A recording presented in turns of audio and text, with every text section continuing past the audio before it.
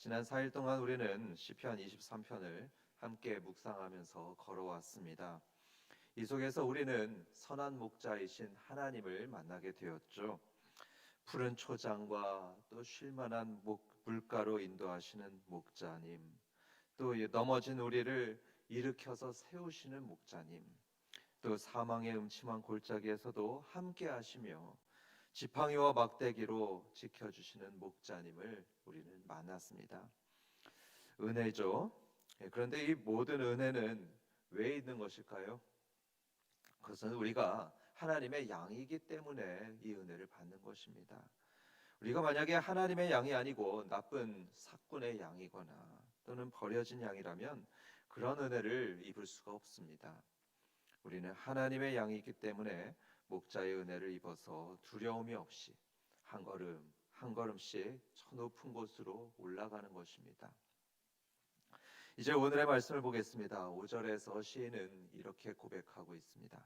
기름을 내 머리에 부으셨으니. 기름을 내 머리에 부으셨다. 이게 무슨 의미일까요? 다시 한번 말씀드리지만 이것은 양의 입장에서 노래하는 시입니다. 양과 목자의 관계를 주된 배경으로 하고 있는 거죠. 사람들은 흔히 이 구절을 읽으면서 다윗이 왕으로 임직할 때 그의 머리에 기름이 부어지던 그런 장면을 떠올립니다. 물론 그런 의미도 담겨 있을 수 있습니다. 그러나 지금까지 우리가 함께 묵상해 왔던 그 양과 목자의 관계에서 보게 되면 어떻습니까? 그 문맥에서 보게 되면 이 본문은 양의 머리에다 기름을 붓는 것으로 이해할 수 있습니다. 아마 목자들이 이 시를 읽게 되면 분명히 그렇게 이해할 것이라고 목자 출신이었던 필립 켈러는 말을 합니다. 그렇다면 궁금하죠. 목자는 왜 양의 머리에 기름을 부을까요? 켈러의 증언을 들어보면 세 가지 이유가 있습니다. 첫 번째 이유는 코파리 때문이라고 합니다. 가축을 괴롭히는 해충들이 참 많다고 합니다. 쇠파리, 말파리, 사슴파리, 진디 참 많습니다. 그런데 그 중에서도 양에게 가장 큰 고통을 주는 것은 바로 코파리라고 합니다. 코파리는 아주 작은 파리입니다. 윙윙거리면서 양의 코를 노리다가 그 양의 촉촉하고 끈끈한 점막에다 알을 낳습니다. 만약에 그렇게 알 낳기에 성공하면 어떻게 될까요? 그 알에서 유충이 나와서 코 속으로 들어가고 심지어는 머릿속까지 파고듭니다. 머릿속까지 파고들어서 극심한 고통과 악성 염증을 양에게 일으킵니다. 이런 일이 일어나면 양은 어떻게 하냐면 굉장히 극심한 고통 때문에 그 고통에서 벗어나기 위해서 머리를 막 부딪힌답니다. 나무에 부딪히고 바위에 부딪히고 기둥에다가 사정없이 부딪힙니다. 머리를 땅에 대고 막 문지르고 나무숲에서 구르기도 합니다. 오래 지나면 눈이 멀게 되는 경우도 생긴다고 합니다. 그래서 양들은 코파리 때만 보면은 공포에 질립니다. 공포에 떨면서 사방으로 달아난답니다. 코파리를 피하려고 이리저리 풀밭을 뛰어다니고 여러 시간 머리를 들었다 놨다 반복합니다. 어떤 양들은 가시덤불이든 숲이든 가리지 않고 들어가서 숨습니다. 그럴 때 목자는 뭘 하느냐 하면 양의 머리에 기름을 붓습니다. 머리에 아마유와 유황을 섞어 만든 방충용 기름을 머리에 붓습니다. 코에다가도 발라줍니다. 그러면 그게 효과가 있다고 합니다. 그 기름 냄새 때문에 코파리들이 접근하지 않습니다. 그래서 양들이 괴로워하던 일이 사라집니다. 소동도 사라지고 불안해하던 기색도 사라집니다. 그리고는 조용히 풀을 뜯어 먹으면서 평온한 가운데 누워서 쉬기도 한답니다. 또 양머리에 기름을 붓는 두 번째 이유, 그것은 이 양들 간의 충돌을 방지하기 위한 이유입니다. 양들 간의 충돌을 예방하기 위해서다. 양들이 사람하고 비슷한 게 많다고 했는데요. 양은 마치 사람들처럼 머리가 터지게 서로 싸우는 동물입니다. 참 의외 아닙니까? 우리는 흔히 순한 양 같다 그런 표현을 쓰면서 양을 온순하고 평화로운 동물로 생각을 합니다.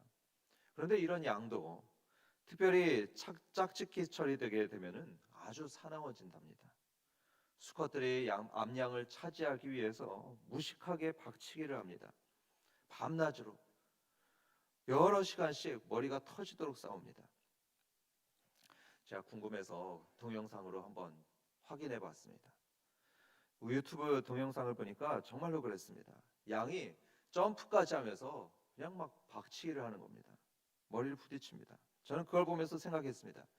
야, 쟤네 싸우는 게 사람하고 참 똑같구나. 서로 피가 나는 줄도 모르고 그냥 박치기 하는 게 마치 사람과 같습니다. 저는 그걸 생각하면서 웃기기도 하고 또 씁쓸하기도 했습니다. 이렇게 양들이 서로 싸운다는 거 목자는 잘 알고 있었습니다. 그리고 이런 치열한 싸움 때문에 양들이 서로 중상을 입히거나 또 심하면 불구가 되고 죽을 수도 있다는 것을 목자는 압니다. 그래서 목자는 아주 간단한 방지책을 씁니다. 매년 짝짓기 처리되면 이 순양들을 붙잡아다가 머리에다가 윤활유를 발라줍니다. 그렇게 기름을 발라주면 어떻게 되죠? 얘네들이 박치기를 하려고 할 때 기름 때문에 미끄러져 가지고 제대로 부딪히지 못하는 거죠. 몇 번 그러다 보면은 아이고 안 되겠구나 이렇게 포기를 하고 싸움을 단념하게 됩니다. 즉 기름을 발라줘서 양들 간의 관계를 그 갈등을 목자는 해소시켜 주는 겁니다. 세 번째, 양들을 치유하기 위해서 기름을 붓습니다. 양들은 싸워서도 상처가 나지만 또 들판에서나 또 어디 다니다 보면 상처가 생기기 마련이죠. 가시에 찔리고 바위에 부딪히고 또 나무에 머리가 받칩니다. 자주 상처가 납니다. 그래서 목자는 하루도 빠짐없이 이 양들의 상처를 확인합니다. 확인해서 상처가 심해지지 않도록 또 골마서 염증이 생기지 않도록 그 상처 부위에다 기름을 발라줍니다. 즉 목자는 양에게 기름을 발라서 해충의 위협을 제거해주고 양들 간의 다툼을 없애주고 또 기름을 발라서 상처를 치유합니다. 자기 사랑하는 양에게 그렇게 기름을 발라줍니다. 이런 목자 같은 분이 바로 하나님이십니다. 또한 이런 양 같은 것이 바로 우리들입니다. 그래서 코파리 같은 자잘한 문제들과 유혹들이 바로 우리들의 일상입니다. 작은 문제들 또 작은 유혹들이 우리 마음의 염증을 일으키고 죄를 짓게 만들고 삶을 무너뜨리기도 합니다. 예를 들어서 부부관계도 그렇지 않습니까? 처음에는 작은 문제들 때문입니다. 작은 문제들로 자꾸 마찰이 생깁니다. 왜 치약 뚜껑을 안 닫는 거야? 왜 내가 말하는데 핸드폰만 보는 거야? 그런데 이런 작은 갈등들이 쌓이면서 서로의 마음에 상처를 내고 결국에 가정이 흔들리는 데까지 이릅니다. 직장 생활도 그렇죠. 심지어 교회와 목장에서도 그렇습니다. 그런 신앙생활을 할 때도 이 죄인들이 만나는 겁니다. 그리고 뿔 달린 양들이 만나는 겁니다. 그러니까 서로 부딪히는 일들이 생겨나고 서로에게 생채기를 냅니다. 그런데 감사한 것은 뭐냐면요. 우리 성도들에게는 선한 목자께서 계시다는 것입니다. 양들만 목자가 있는 것이 아니고요. 우리에게도 목자가 있습니다. 시편 100편 3절을 함께 보겠습니다. 그는 우리를 지으시니요 우리는 그의 것이니 그의 백성이요 그의 기르시는 양이로다 했습니다. 한 번 더 읽으시겠습니다. 같이 읽죠. 그는 우리를 지으시니요 우리는 그의 것이니 그의 백성이요 그의 기르시는 양이로다. 한 번 더 크게 읽겠습니다. 그는 우리를 지으시니요 우리는 그의 것이니 그의 백성이요 그의 기르시는 양이로다. 그렇습니다, 여러분. 목자가 양을 기르듯이 선한 목자이신 하나님께서는 반드시 저와 여러분들을 돌보십니다. 삶에 여러 문제들이 일어나죠. 이렇게 문제가 일어나는 것이 우리의 인생이지만 하나님께서는 목자처럼 우리에게 일어나는 그 모든 일들을 다 알고 계십니다. 우리 삶에 짜잘한 문제들이 있는 거 아시고요. 우리 사이에 갈등이 일어나는 것도 다 아십니다. 그래서 우리 마음에 또 삶에 생채기가 난 것도 아십니다. 다 아시고 비록 눈에는 보이지 않지만 주님은 우리를 위해서 중재하십니다. 해결되도록 도우시고요. 우리를 치료하시기 위해서 일하고 계실 것이 분명합니다. 마치 목자처럼 말이죠. 증거가 있을까요? 네, 있습니다. 하나님의 아들 예수님을 보면 분명합니다. 예수님께서는 베드로를 위해서 기도하셨던 분입니다. 미리 기도하셨습니다. 베드로가 사탄의 공격에 완전히 넘어지지 않도록, 그 유혹에 넘어가지 않도록 주님께서는 미리 기도해 주셨습니다. 그래서 덕분에 베드로는 잠깐은 예수님을 배반하긴 했지만 다시 돌아오게 되었죠. 다시 돌아올 수 있었습니다. 비유하자면 미리 베드로의 머리에 기름을 바르셨던 것입니다. 그리고 예수님께서는 사람들을 치료하셨습니다. 소경의 눈을 만져주셨고 또 나병 환자의 몸도 만져주시면서 고쳐주셨습니다. 사마리아 여인의 그 상처받은 마음도 깊이 어루만지시며 치료해 주셨습니다. 기쁨을 회복시키셨습니다. 이렇게 예수님은 이 땅에 계시는 동안 자신의 양들을 돌보셨습니다. 그들의 문제들을 중재해 주시고 또 치료해 주셨습니다. 마치 목자같이 말이죠. 여러분들께도 그렇게 하실 것입니다. 예수님의 양인 여러분들에게도 머리에 기름을 부으시면서 돌보시고 치료해 주실 줄 믿습니다. 바로 지난주에 저는 깜짝 놀랄 이야기를 하나 들었습니다. 제가 아는 한 사모님께서 말기암 판정을 받으시고서 결국에 샘물 호스피스로 가셨었다고 합니다. 아시다시피 호스피스로 가게 되면 이제 의학적인 치료는 중지합니다. 그리고 천국 갈 준비만 하게 됩니다. 샘물 호스피스에서도 의학적으로 회복 가능성이 없는 분들만 받는다고 알고 있습니다. 그런데 놀랍게도 그 사모님은요, 하나님께서 치료하시는 바람에 거기서 나오셨습니다. 저는 그런 얘기 처음 들었습니다. 호스피스에서 나오셨습니다.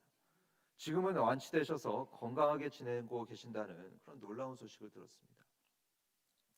저는 이 이야기를 듣고 이런 생각이 들었습니다. 이런 일이 우리 교회에서도 일어날 수 있는 거 아닌가? 그렇지 않습니까?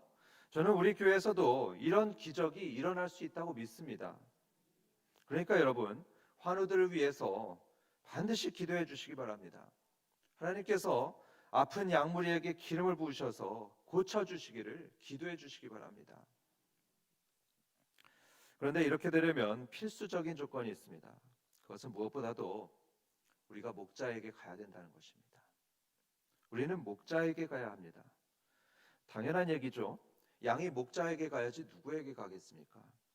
문제가 있을 땐 제일 먼저 어떤 상담가나 또 어떤 사람을 찾지 말고 우리의 선한 목자이신 하나님께 나아가는 것입니다.